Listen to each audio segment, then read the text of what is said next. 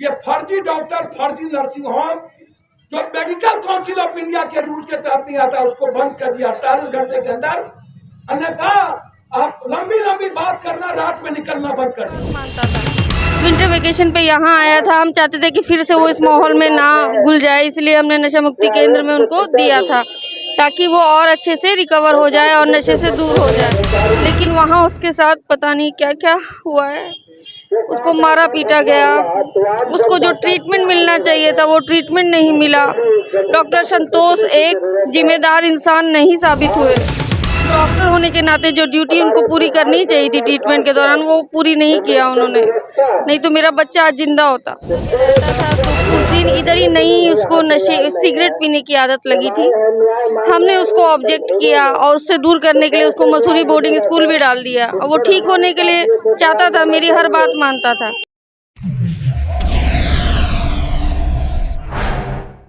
अभी हम गर्दनी बाग मौजूद है और गर्दनी बाग में आपको सामने एक आंदोलन, एक दिवसीय आंदोलन धरना प्रदर्शन चलता हुआ दिख रहा होगा।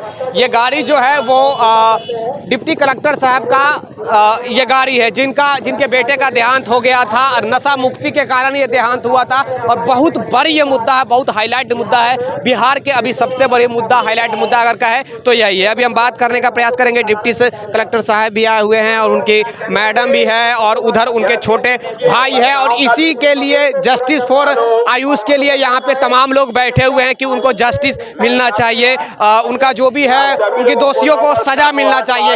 एक डॉक्टर के छोटी सी गलती के कारण क्या हुआ कि एक मतलब पढ़ने वाला स्टूडेंट का देहांत हो गया।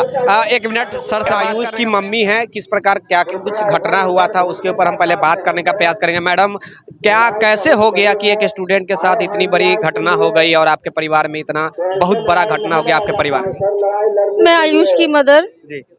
मेरा बच्चा मेरे साथ नालंदा में रहता था, तो कुछ दिन इधर ही नहीं, उसको नशे सिगरेट पीने की आदत लगी थी।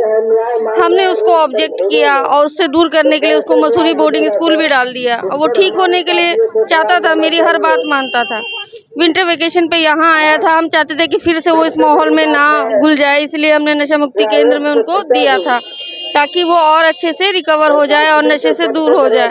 लेकिन वहाँ उसके साथ पता नहीं क्या क्या हुआ है, उसको मारा पीटा गया, उसको जो ट्रीटमेंट मिलना चाहिए था वो ट्रीटमेंट नहीं मिला। डॉक्टर संतोष एक जिम्मेदार इंसान नहीं साबित हुए। डॉक्टर होने के नाते जो ड्यूटी उनको पूरी करनी चाहिए थी ट्रीटमेंट के दौरान, वो पूरी नहीं किया उन्होंने, नहीं तो मेरा बच्चा आज जिंदा होता।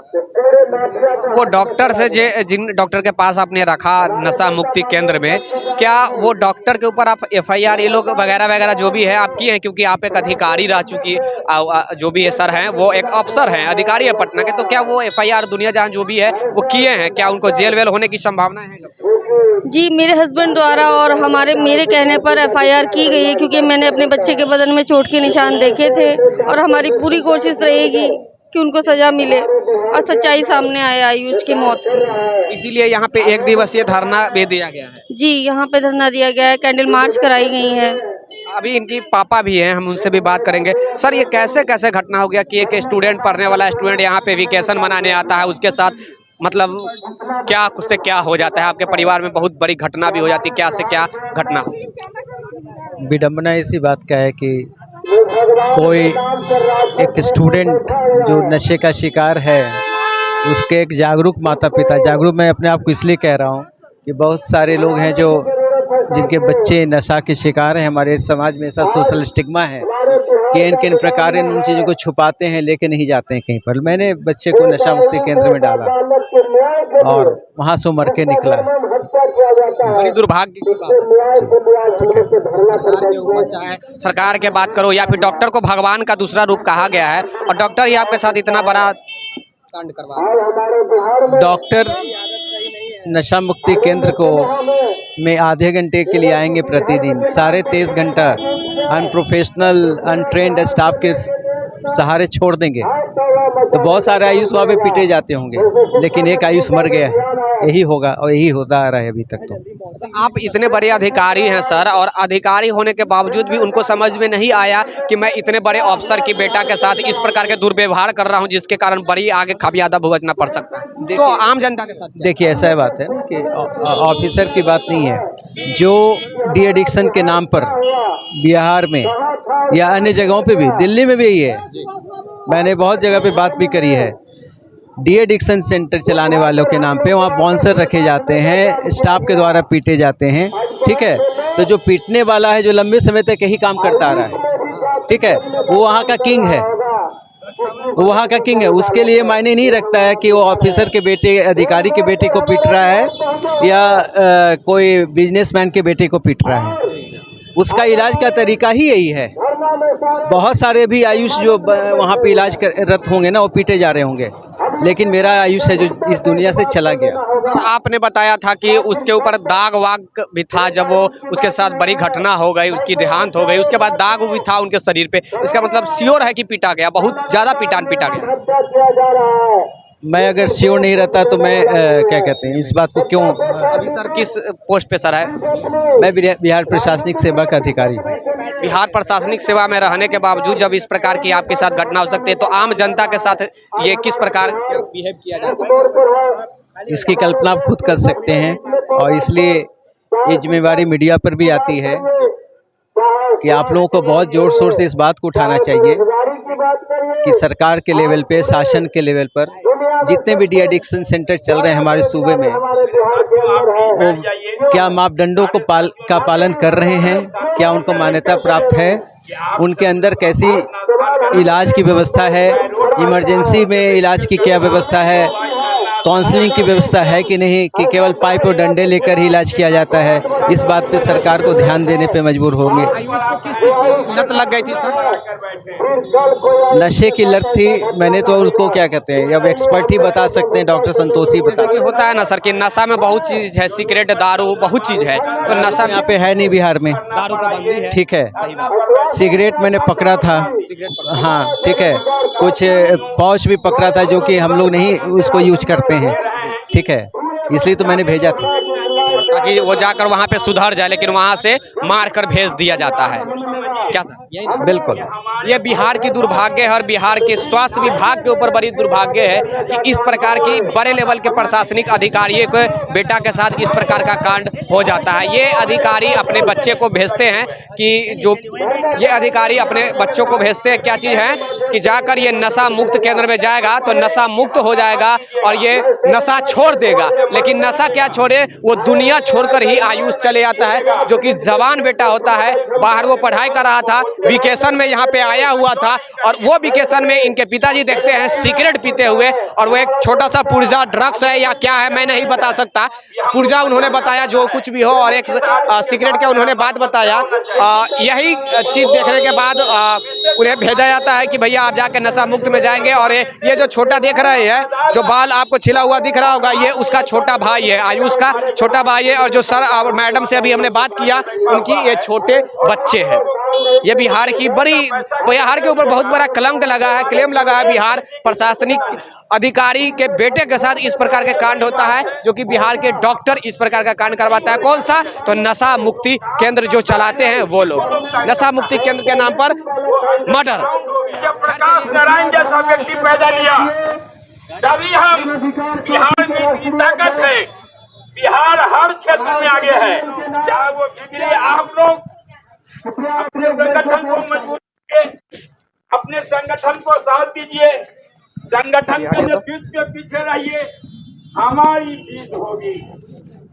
कलकत्ता के इंजीनियर को देना होगा, जमीन भी सफल होगी। केवल न्याय के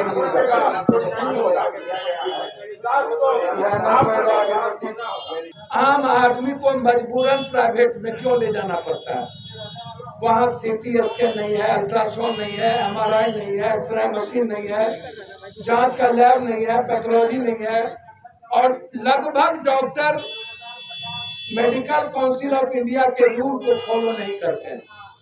वो कंप्लीट रूप से, उनके लिए कोई कानून नहीं है। उसको एक बार मान लिया गया कि डॉक्टर भगवान होता है तो उसने अपने को स्वयंभू भगवान समझ लिया कि मैं भगवान हूँ, जबकि वो कतई भगवान नहीं हो सकता है। जो अपने प्रोफेशन से लेता है वो भगवान नहीं हो सकता। भगवान हम कहेंगे गुरु गोविंद को, जिसने दोनों बच्चे को कुर्बान किया, 2 बच्चे को शहीद किया। भगवान बोलेंगे कबीर को, भगवान बोलेंगे जिसने पूरी सखा को मिटा दिया कृष्ण को। भगवान हम उसको कहते हैं जो मानवता के लिए जीता है, मानवता के लिए अपने परिवार को कुर्बान करता है, भगवान उसको कहते हैं। भगवान हम उसको नहीं कह सकते हैं कि जो अपने कहीं से पैसे ला करके कुछ अच्छा चीज बनता है, हम उसको बहुत बेहतर इंसान कह सकते हैं, एक जीनियस कह सकते हैं। जैसे ये जीनियस डिप्टी कलेक्टर है, भारत में 4 स्टेट में 4था नंबर पर ये थे भारत के, और सीनियर डिप्टी कलेक्टर। जब एक डिप्टी कलेक्टर के बच्चों के लिए दर-दर की ठोकरें खानी पड़ रही है, भीख मांगनी पड़ रही है, कभी आप सोचिए भारत के मिडिल क्लास आम आदमी के लिए क्या स्थिति होती होगी। एक माँ जो प्रोफेसर है, एक बिहार के सबसे अच्छे स्कूल में टीचिंग करते हैं, एक भाई जो जीनियस है, एक माँ जिसके हस्बैंड ने एक बेहतर फतवा के स्कूल का हेडमास्टर हुआ करता था, जिससे न जाने हमारे कितने बुजुर्गों ने पढ़ाई की। आज उसकी दादी न्याय के लिए खड़ा है। क्या यही सिविल सोसाइटी है? क्या यही कैंडल जलाने वाले लोग हैं? कहाँ गायब हो गए बिहार के वो कैंडल जलाने वाले लोग, सिविल सोसाइटी के लोग, जिसके बच्चों को लाठी और गुंडों के बदौलत डॉक्टर को बाउंसर की जरूरत क्या पड़ती है? 50 बाउंसर लगते हैं एक मेडिकल कॉलेज वाले, क्योंकि उसको जबरदस्ती पैसा लूटना। हम आज ज्यादा नहीं बोलेंगे, बहुत पीरे में हूं। ये छोटी घटना नहीं है, सारी बातों की जानकारी आपको उनके माँ, उनके पिता और हमारे गार्जियन लोग यहाँ देंगे। मैं मुख्यमंत्री जी को स्पष्ट कहना चाहूंगा, यदि आप समाधान निकालना चाहते हैं, और तेजस्वी जी आप स्वास्थ्य मंत्री है, मेरा आपको आग्रह है, सलाह नहीं है, आप बड़े लोग हैं, यदि आप सही में बिहार को बचाना चाहते हैं, ये फर्जी डॉक्टर, फर्जी नर्सिंग होम जो मेडिकल काउंसिल ऑफ इंडिया के रूल के तहत नहीं आता, उसको बंद कर दिया 48 घंटे के अंदर। अन्यथा आप लंबी बात करना, रात में निकलना बंद कर दीजिए। कहीं दवाई नहीं मिलती। एक कंपनी को 50 हॉस्पिटल का एक्सरे का ठेका दिया हुआ है, वो लूटता है एक्सरे मशीन लगा के, प्राइवेट। वो सीमान का है, वो आर्मी, इस तरह अलग अलग दिया हुआ है। दवाई बाहर से खरीदना पड़ता है। यहां से लेके बाहर तक धरना पर लोग बैठे हैं, आगे धरना पर लोग बैठे हैं, हर लोग मजबूरी में बैठे हुए हैं। धन्यवाद कैमरामैन राजेश के साथ, मैं विकी गोयल। आप देखते रहिए जागो बिहार। तब तक के लिए Jai Hind, Jai Bharat, have a nice day, take care, bye bye. Video को फॉरवर्ड, शेयर, लाइक, शेयर और सब्सक्राइब जरूर कर दीजिएगा, और अपने तमाम दोस्तों के यहाँ फिर शेयर कीजिए, ताकि जो भी है सारे लोग जागृत हो सके। चाहे नशा के बात करो उसके ऊपर, या फिर आप देख सकते हैं डॉक्टर किस प्रकार के आजकल कांड करता है, डॉक्टर या फिर जो भी प्रशासन है। धन्यवाद।